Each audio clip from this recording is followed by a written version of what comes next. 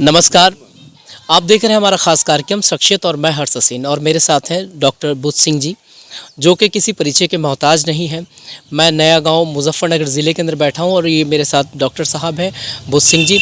आइए जानते हैं कि कोरोना वैश्विक महामारी के चलते हुए गांव की किस तरह से यहां पर तैयारी की गई थी और इनका सफ़र बहुत लंबा रहा है राजनीति का। अपने गाँव के लगभग 17 साल ये प्रधान रहे हैं।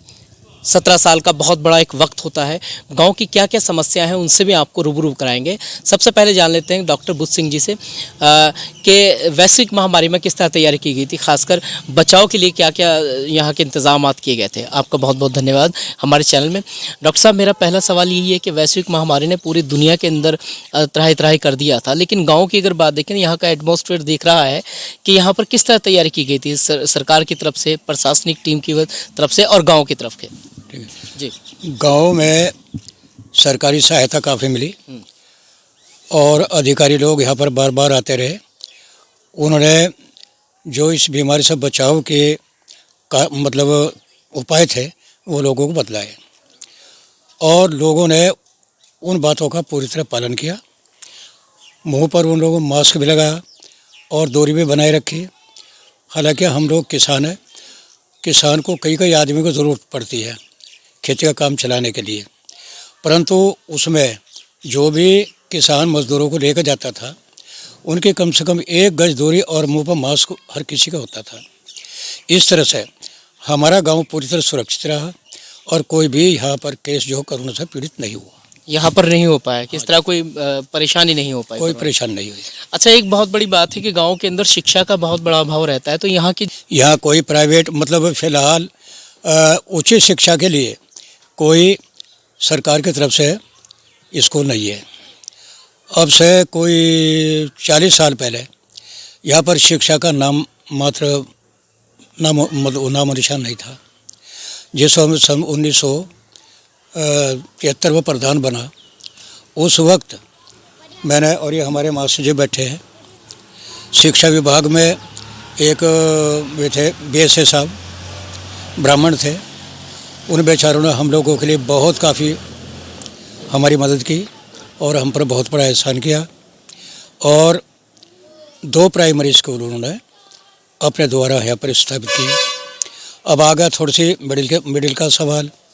हम उनके पास फिर पहुँचे, मगर जी इस तरह की बात है, ये यहाँ इसी गांव में कन्या जूनियर हाई स्कूल बना हुआ है, ये 3 बार कैंसिल हो गया।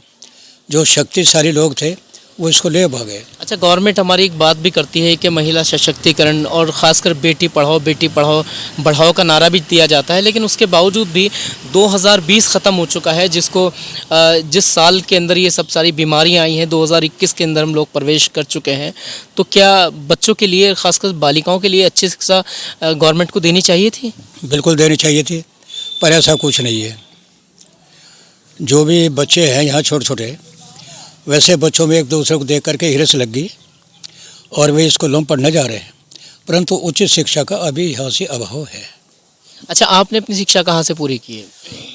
सन 1947 में मैंने बालावाली पढ़ती है जिला बिजनौर में, जो यहाँ से करीब 25 किलोमीटर उत्तर की तरफ है। वहाँ से प्राइमरी पास किया। इसके बाद में हमने मिडिल किया भोपाल स्कूल से, भोपाल जूनियर हाई स्कूल से, और उसके बाद में इंटर किया मेरठ से। कक्षा 5 तक का स्कूल भी यहाँ पर नहीं था उस टाइम? कुछ नहीं था यहाँ, शिक्षा का तो बिल्कुल ही अभाव था, नाम निशान ख़त्म, कुछ नहीं था। अच्छा, जब आप यहाँ प्रधान रहे उस दौरान आपने शिक्षा कैसे विस्तार किया यहाँ पर? जिस वक्त मैं प्रधान बना, ये कौन से सन की बात है? ये है बैठ जाइए इधर।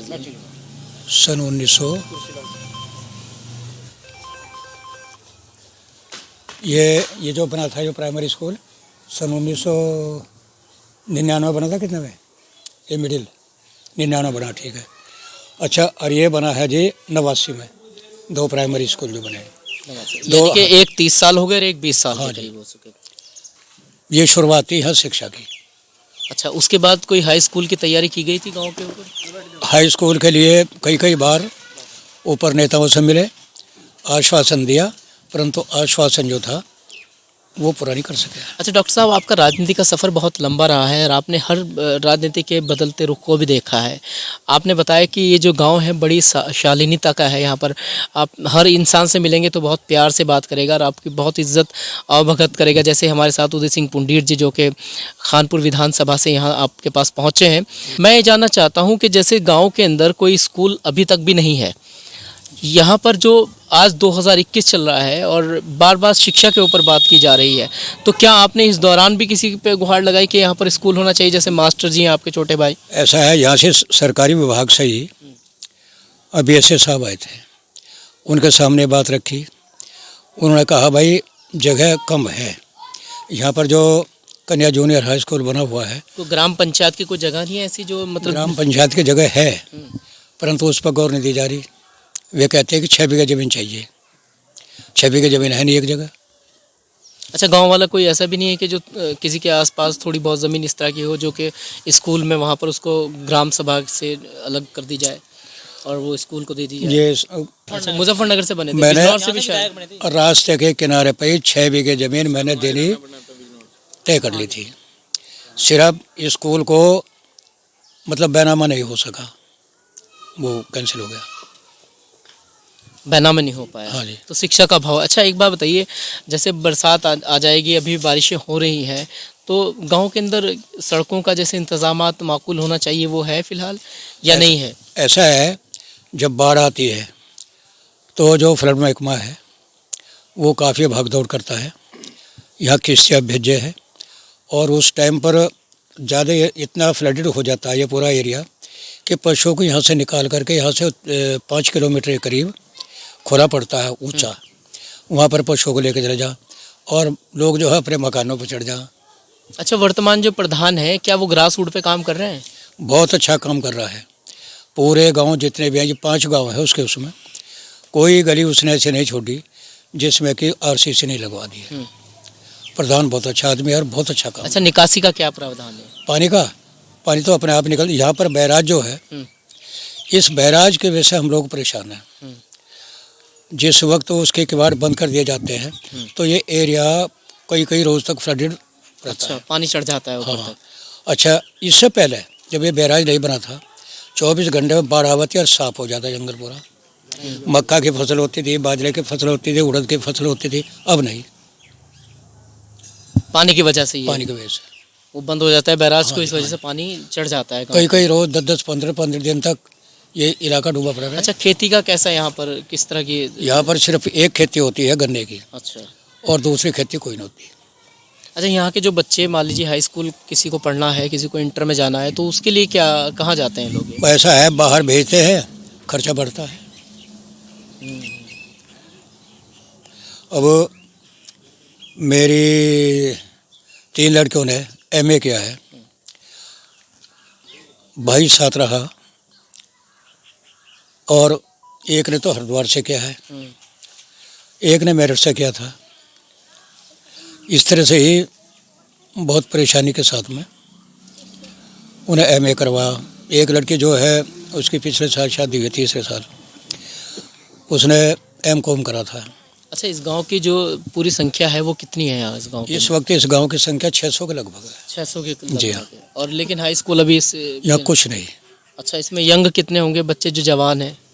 उनकी संख्या जवान कितने होंगे जो पढ़ने वाले बच्चे होंगे? पढ़ने वाले बच्चे ऐसे हों कम से कम कोई 70-80 के 70-80 बच्चे जो होंगे, जो बच्चे पढ़ने जा रहे हैं जी, बाहर। जी। उसमें उत्तराखंड भी जा रहे हैं कुछ बच्चे आपके? हाँ, उत्तराखंड में जा रहे हैं। इसमें ये जो डिग्री कॉलेज है अच्छा, लक्सर का ना, हाँ जी, इसमें दल्ला वाले खानपुर विधानसभा हाँ जी। के अंदर वहाँ जा और कुछ यहाँ बोकर जावे, मोरना जावे, कुछ मुजफ्फरनगर जा रहे हैं, 10-12 लौंडे। सरकार से आप क्या कहना चाहेंगे? क्या गवर्नमेंट से मांगे है, कुछ अधिकारियों से अपना मैसेज देना चाहेंगे आप? हाँ, सरकार से मैं चाहता है कि यहाँ पर कम से कम एक इंटर कॉलेज सरकारी बनना चाहिए, जो बच्चों की शिक्षा मिल हाँ सके। जी। ये ज़रूरी है। हाँ जी। अच्छा, और क्या क्या जैसे परेशानी क्या क्या आई यहाँ पर आपको कोरोना के दौरान में? कुछ ऐसा लगा कि जो बहुत क्रिटिकल हो गया हो, जैसे कोरोना में पूरा बंद ही हो गया था, दरवाज़ा पूरे बंद हो गए थे, कहीं जा नहीं पा रहे थे, खाने की या फसल की या पशुओं के लिए कुछ? ऐसा यहाँ कुछ नहीं हुआ। अच्छा। हाँ जी। चारा वारा पशुओं के लिए बाजार पूरी तरह से चारा जो का तो जैसे पहले मिलता था वैसे ही देते रहे, कोई दिक्कत नहीं आई। कोई दिक्कत नहीं? हाँ जी। ये थे मेरे साथ डॉक्टर बुद्ध सिंह जी।